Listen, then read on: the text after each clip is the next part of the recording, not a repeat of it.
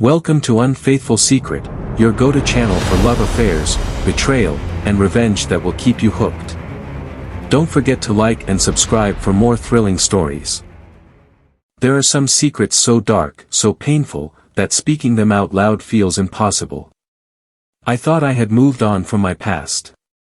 I thought I had finally found love, a family, a place where I belonged. But fate has a cruel way of reminding you that some wounds never truly heal. Because the man who ruined my life 10 years ago. The man who left me broken, afraid, and alone.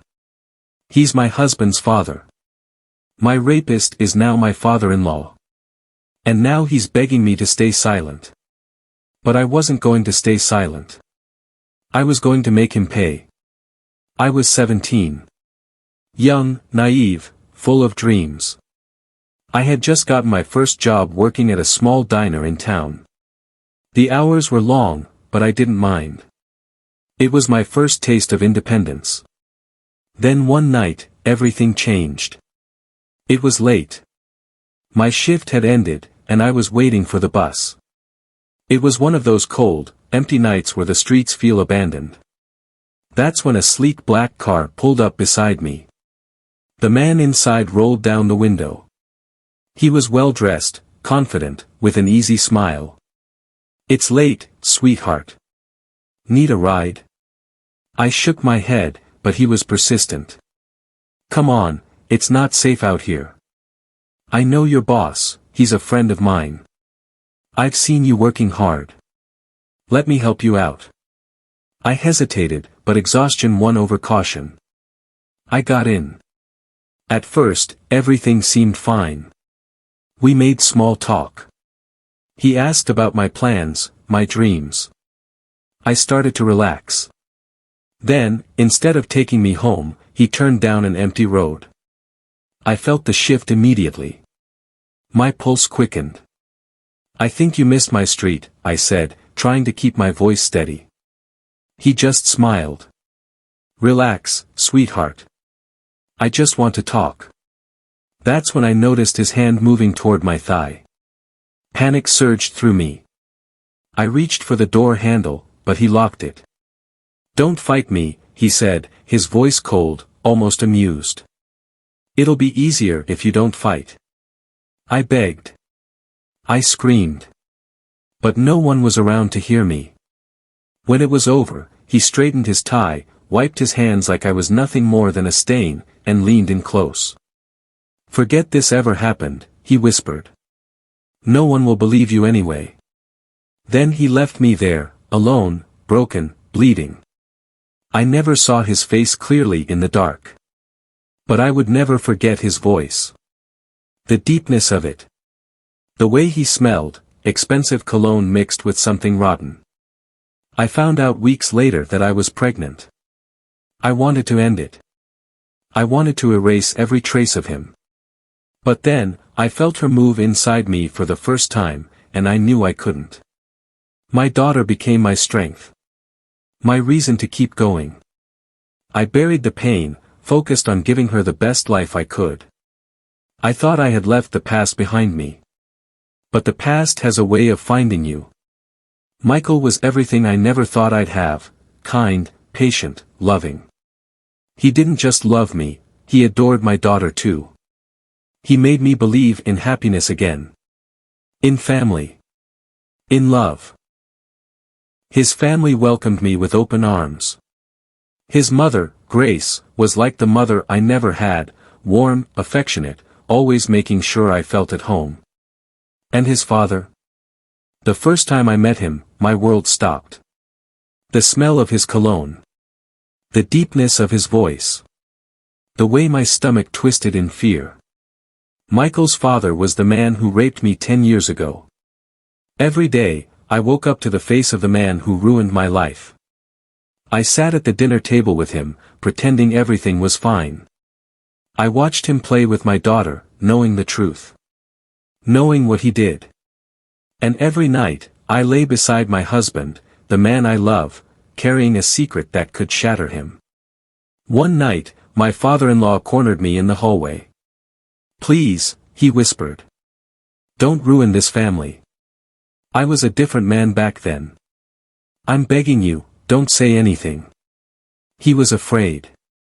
He had built a perfect life, a loving wife, successful sons. He thought he could hide from his sins forever. He was wrong. I wasn't going to let him get away with it. But I wouldn't just expose him, I would destroy him. I started small. I let the fear sink in. Every time he looked at me, I made sure he knew that I knew. I started wearing his cologne around the house, just to watch him flinch. I hummed songs from the era he attacked me, just to see him sweat.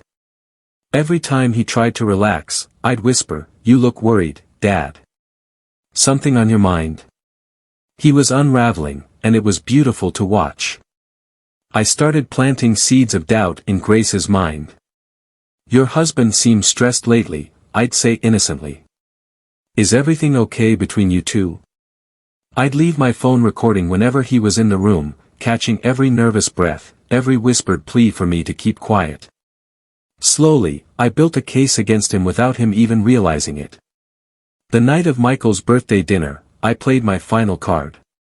We were all gathered in the dining room, Michael, his brothers, Grace, my daughter, and him.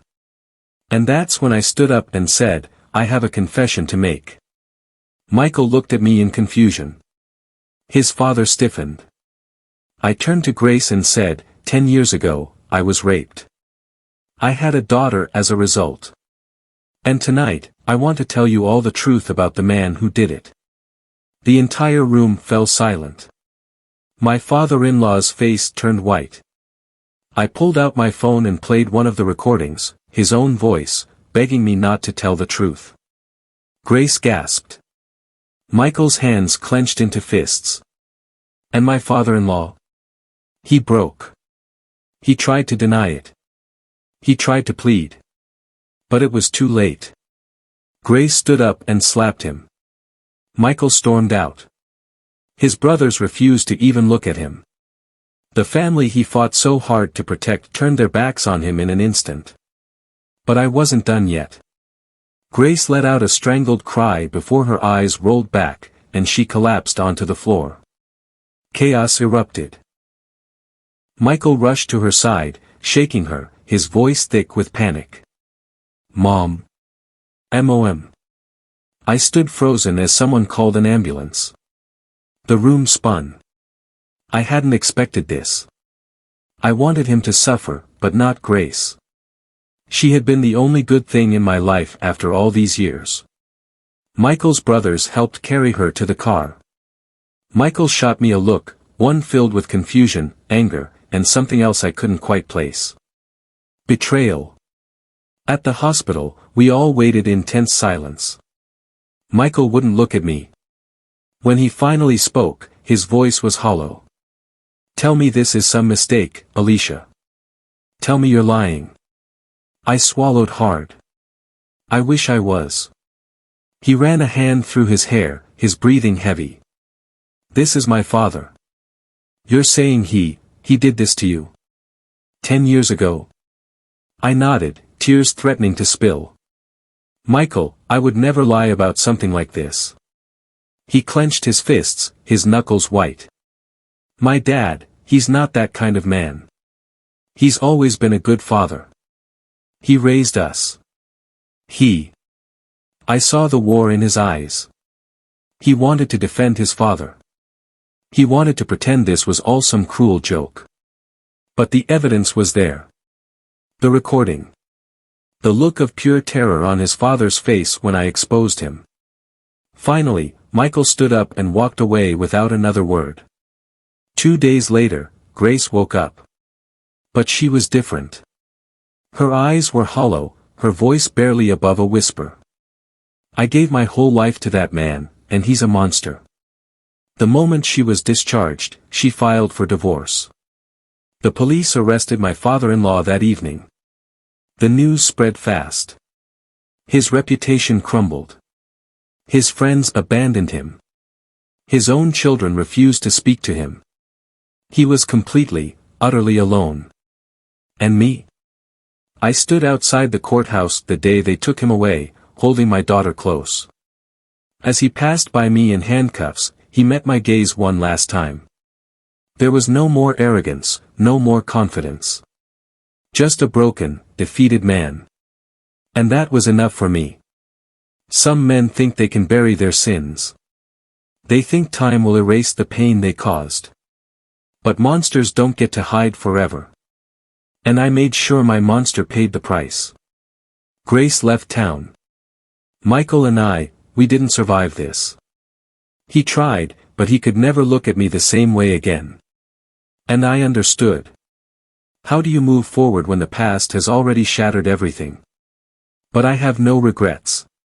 I protected my daughter. I stood up for myself. I made sure he would never hurt anyone else again. And if I had to do it all over again, I wouldn't change a damn thing. It's been 5 years since I walked away from that family.